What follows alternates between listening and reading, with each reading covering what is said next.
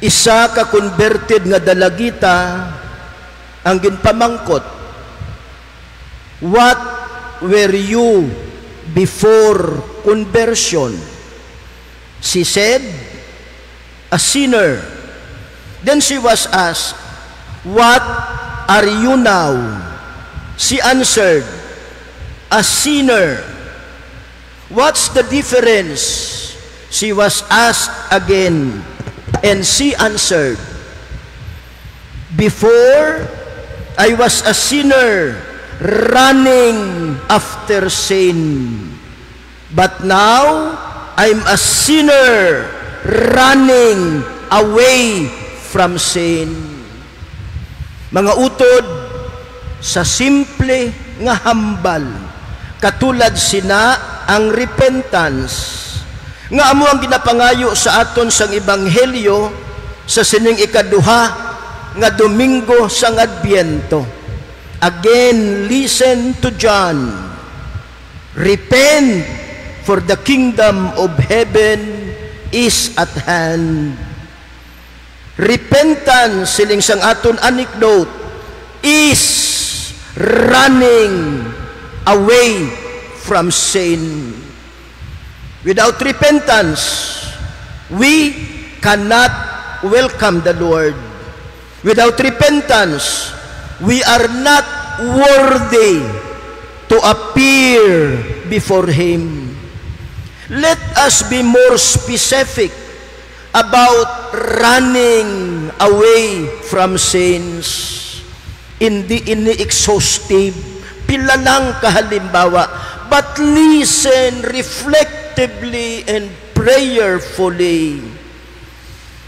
Kung naga 5-6 ka, untatain na. Kung marites o kung marisol ka, untatain na. Kung negosyante ka, nga madaya imo kiluhan, untatain na. Kung negosyante ka, nga delay pirmi imo sweldo, kag wala mo ginarimit ang social benefits, nga ginakuha mo sa imo mga empleyado, untatain na. Kung empleyado ka, nga pirmi late, kag kuris-kuris ang ubra, damo oras sa cellphone kag social media, pero sa ubra wala sang mihura, untatain na.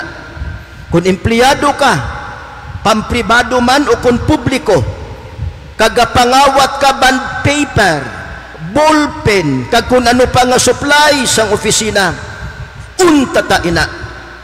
Kung kurap ka, please, I beg you, untatain na. Kay siling ni John, his winnowing fan. Kag kung hindi katinggas, you will have your day. Kung traktor ka, nga overpriced imo materials, kung kaisa substandard, and worse, ghost, untatain na.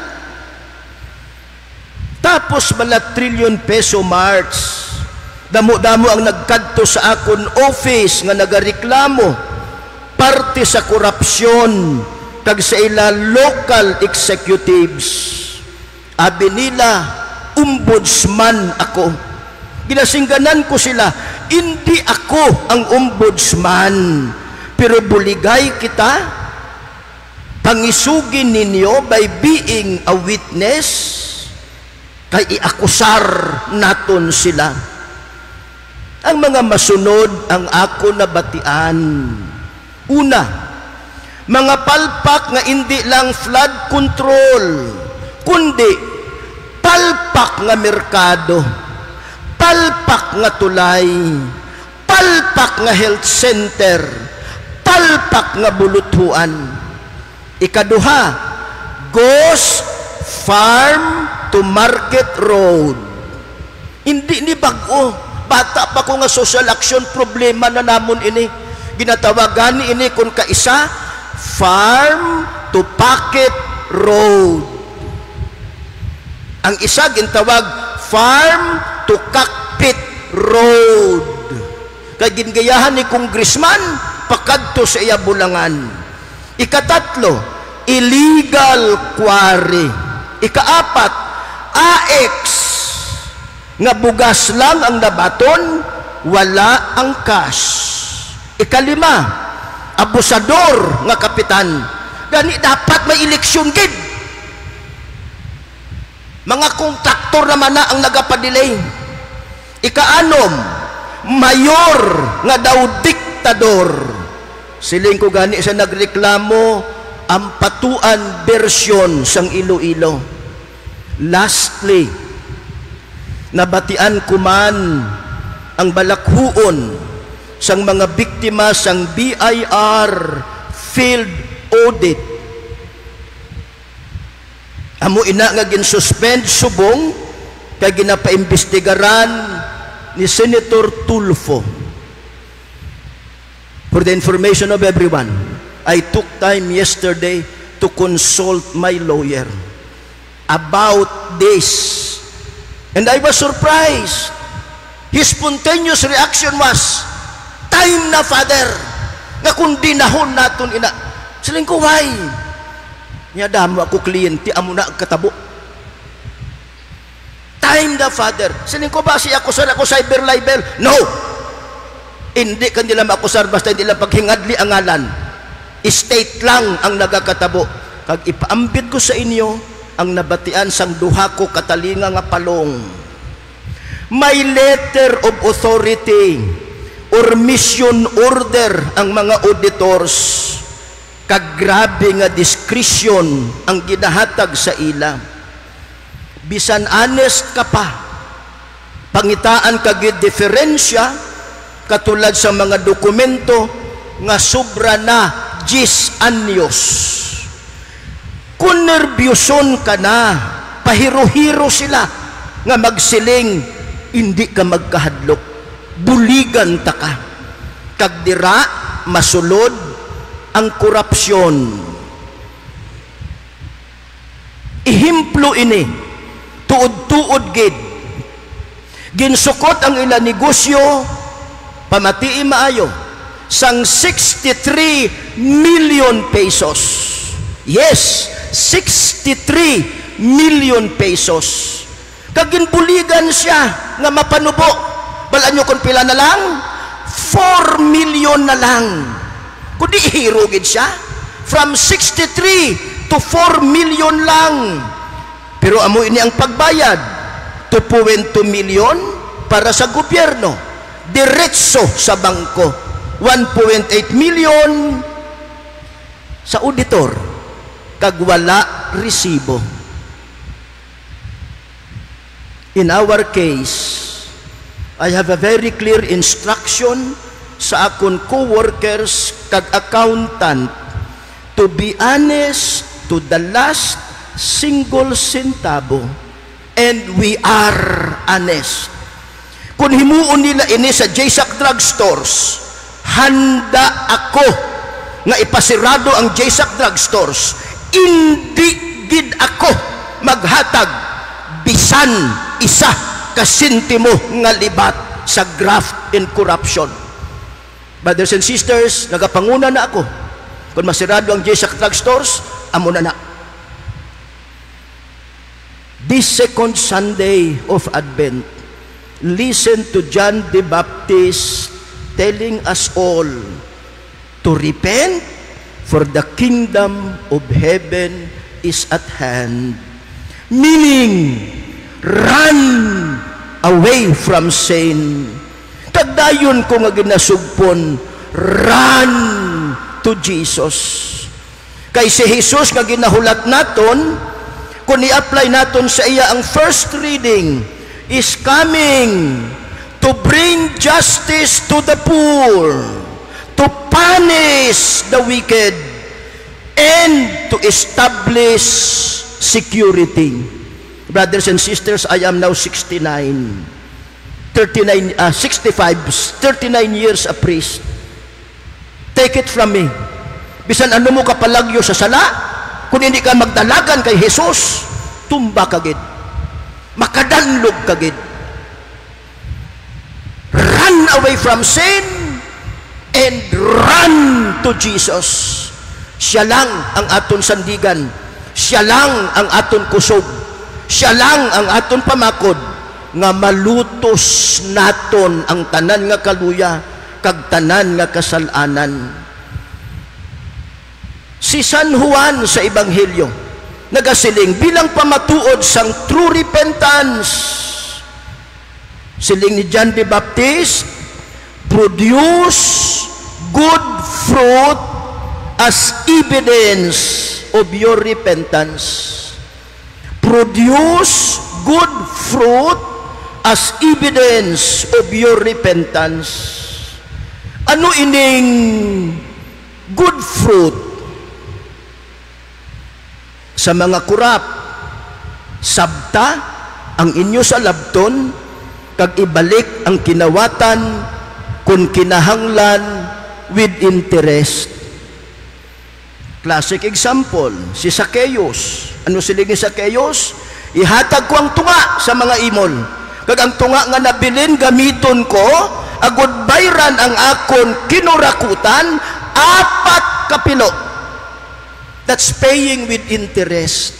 Suliton ko, ang natunan ko sa Christian ethics, kung dugay mo na kinawat, kag subong mo lang ibalik, dapat may interest ina.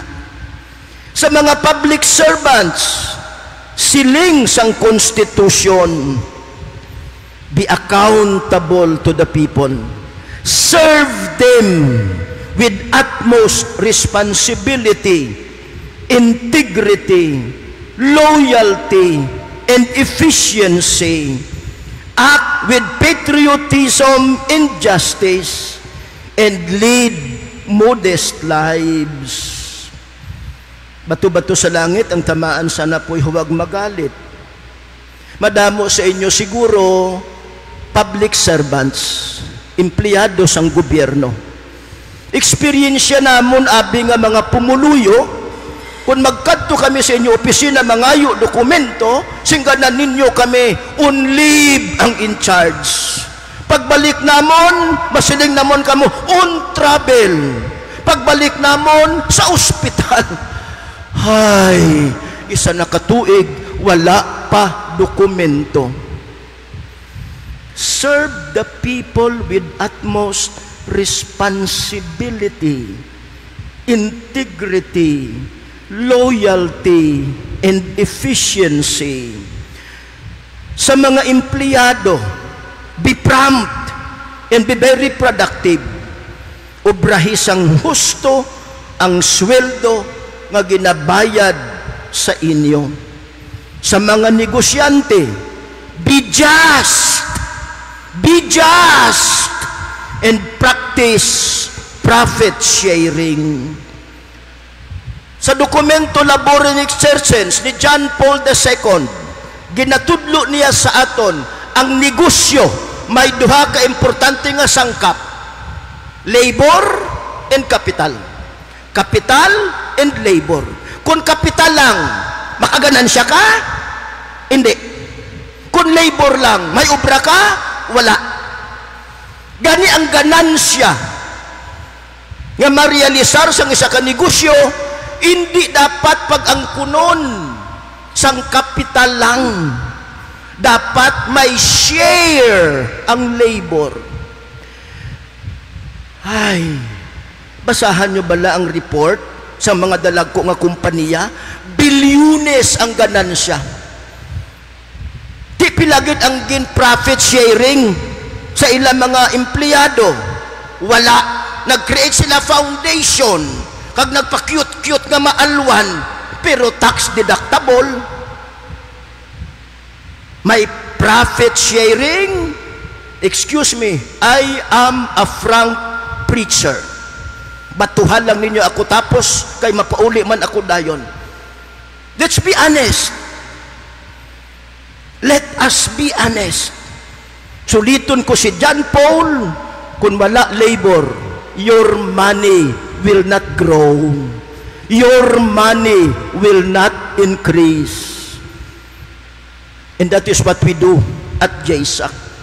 Sa dyutay nga ganansya namon sa amon drugstores, we declare profit sharing at the end of the fiscal year. Kay klaro ang ginatudlo sang simbahan. Hindi magbata, hindi magmuad ang imo kapital kung wala ang pagpabalhas sang aton mga laborers. Brothers and sisters, let us end our reflection with this anecdote. Sadtong panahon nga ang pena sa krimen mapintas kag makahuluya, isa ka pamatanon ang nangawat sang karnero. Nadakpan siya kag bilang pena ginmarkahan, ginbrandingan ang iaagtang sang mga letra nga ST, meaning sheep thief, makawat sang karnero. Naghinulsol sang tuod-tuod ang pamatanon kag nagbag-ugid ang kabuhi. Sa iya pagtinigulang, nalipatan sang tanan ang iya nahimo tungod sang iya santulon nga kabuhi. Gani isa ka bes, isa ka bata ang namangkot sa iya nanay kung ano ang meaning sang ST sa agtang sang tigulang. Ang sabat sang nanay sa iya bata, anak, ang ST nga nabutang sa iya agtang means saint. Saint ang meaning sang ST. Hindi na sheep thief, kundi saint. Brothers and sisters, ina nga sahi sang repentance, ang sahi sang running away from sin, ang ginaapaabot sa tagsa-tagsa sa aton. From sinner to saint. Amen.